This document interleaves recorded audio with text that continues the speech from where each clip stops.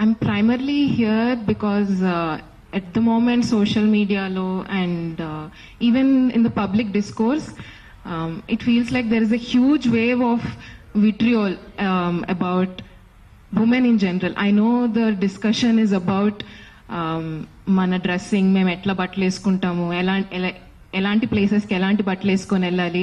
But I think in general it is revealing an attitude towards women. And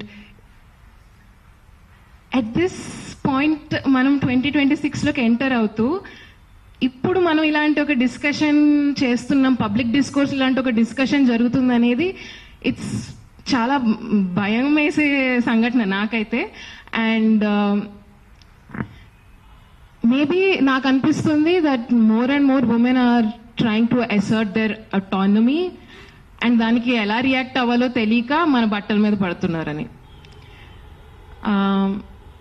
నాకు తెలిసినంత వరకు there are like 2 main arguments that are given మన బట్టల గురించి are మన ఏదైనా మనం బయటకు వెళ్ళి ఏమైనా చేయాలనుకుంటే. ఒకటి, ఇది మన సంస్కృతి కాదు, ఇది మన కల్చర్ కాదు అని.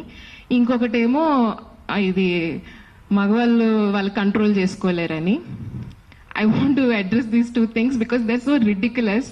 వన్ ఈస్ దట్ కల్చర్ ఎవరు సెట్ చేస్తారు ఈ రూల్? ఎక్కడైనా రాసుందా? It's an always changing thing. We're the people here, we're changing it as we live our lives. Culture becomes, అదొకటి ఉండదు. మనం బతుకుతూ ఉంటే కల్చర్ వస్తూ ఉంటుంది అండ్ ఇట్ కీప్స్ చేంజింగ్. ఎక్కడో ఎవరు రాయలేదు. And who are these people? ఇది కల్చర్ అని రాసేది ఎవరు మాకు చెప్పడానికి దట్ ఇది కల్చర్ అని? మేము బతుకుతాం, దాంట్లోంచి కల్చర్ వస్తుంది. అండ్ మెన్ కాంట్ కంట్రోల్ అంటే men are not forest monkeys. Like ఏంటి? I want to believe they are not forest monkeys.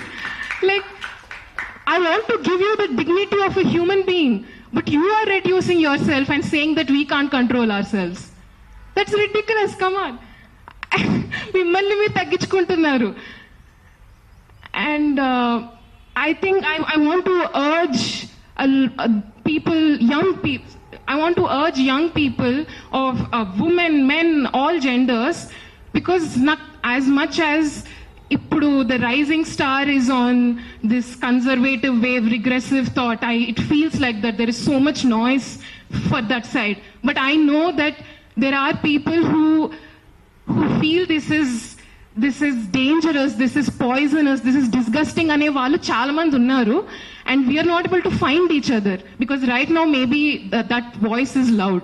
But I'm looking here, and maybe we are few of us, but it matters that we stand here and we say that this is idiotic, this is stupid, this is dangerous ani mem cheppadam important, because people like us will find each other and then our tide will rise. We are not losing. It's just a stupid thing, a reactionary thing that's happening. And I urge young people to find each other, to stand in solidarity and be a voice. It can be lonely sometimes. మనకు అనిపించచ్చు అందరు ఇట్లా మాట్లాడుతున్నారు, మనం కూడా మారిపోతే బాగుంటుంది, okay ఇవి కొట్టేద్దాం వాళ్ళతోటి అని. Please please know that people like us exist. We need to find each other some way, be it social media, I don't know, through forums like this. We need to find each other and stand in solidarity with each other. Thank you, Shravya. ఇప్పుడు వెంకటరెడ్డి గారిని మాట్లాడవలసిందిగా కోరుతున్నాను. Actually ఇది మేము బాలికలతో పనిచేస్తాము. ఇది అభద్రతా భావాన్ని కలగజేసే ఒక కుట్ర కిందికి చూడాల్సిన అవసరం ఉంది. ముఖ్యంగా బాలికలే కాదు, మహిళలు బయటికి వచ్చి సమాన హక్కులు పొందే ఒక వాతావరణం వస్తున్న క్రమంలో ఇటువంటి చర్చలు, మహిళల మీద, దుస్తుల మీద జరుగుతున్న చర్చలు, ఇది రాజకీయ కోణంగానే చూడాలని నేను అనుకుంటున్నాను. అంటే ఆ స్పేసెస్ను తగ్గ చేయడం, ఆ ఇన్సల్ట్స్ చేయడం, ఇవన్నీ కూడా చాలా భావజాలానికి సంబంధించిన అంశం. రాజకీయ పక్షాల్లో ఉన్న వాళ్ళు కూడా మాట్లాడుతుండడం చూస్తున్నాం మనం వీడియోలలో. ఐ థింక్ పొలిటికల్ పార్టీస్లో వాళ్ళ సభ్యులకు ఈ రాజ్యాంగ పరంగా వచ్చిన హక్కులను ట్రైనింగ్స్ ఇవ్వాల్సిన అవసరం ఉంది. వాళ్ళు వేదికలెక్కి ఏం మాట్లాడుతున్నారు, ఎటువంటి ప్రభావాన్ని చూపిస్తున్నారు, ఇవన్నీ కూడా చాలా ముఖ్యమైన అంశం. అండ్ ఈ అంతటికి కూడా మహిళల దుస్తుల పట్ల జరుగుతున్న ఒక కుట్ర కోణంగా చూడాల్సిన అవసరం ఉంది. మహిళలకు సమాన హక్కులు ఇవ్వకుండా ఉండే ఒక దృక్పథం నుంచి వస్తున్న ఆలోచన ఇది. ఈ ఆలోచన నుంచి పర్యవసానం ఏంటంటే, ఇప్పుడే దీప్తి చెప్పినట్టుగా స్కూల్స్లోకి గర్ల్స్ రాకుండా ఉండడం, రూరల్ ప్రాంతాల నుంచి పాఠశాలలకు కాలేజెస్కు రాకుండా ఉండడం, అయ్యో అభద్రంగా ఉంది, అయ్యో ఈ బట్టలు వేసుకోవద్దు, అండ్ నియంత్రణ అనేది, ఆ కంట్రోల్ అనేది, కమాండ్ అండ్ కంట్రోల్ అనేది ఇంటి నుంచి మొదలైంది అనుకున్నాం, సమాజంలో మార్పు వస్తుంది అనుకున్నాం. కానీ సమాజం రివర్స్ చేసే ఒక ప్రక్రియ కిందనే చూడాలి ఇది సహించరాకుండా ఎవరు మాట్లాడినా వారి మీద చర్యలు తీసుకోవాల్సిన అవసరం ఉంది. అదేవిధంగా మనలాంటి సంస్థలు, సివిల్ సొసైటీ ఆర్గనైజేషన్స్ భావజాలకు వ్యతిరేకంగా చేయాల్సిన చర్య ఉంది. ఇది మహిళలు పురుషులు కాదు, ఇది సమస్య. ఇది భావజాలానికి వ్యతిరేకంగా జరగాల్సిన ప్రక్రియ. ఇది ఈనాడు జరుగుతున్న కల్చర్ పేరు మీద జరుగుతున్న మహిళల మీద, బాలికల మీద జరుగుతున్న హింసగా దీన్ని చూడాల్సిన అవసరం ఉంది.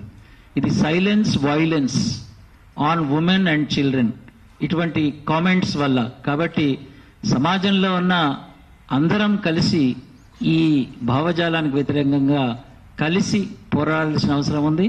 ఈరోజు ఈ చర్చ చేయడానికి ముందుకు వచ్చిన అందరికి కూడా, అండ్ ముఖ్యంగా యువతులు ముందుకు వచ్చి మాట్లాడుతుంటే చాలా బాగా అనిపిస్తుంది. ఒక ధైర్యం వస్తుంది.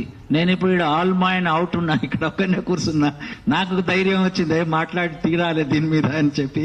Thank you very much.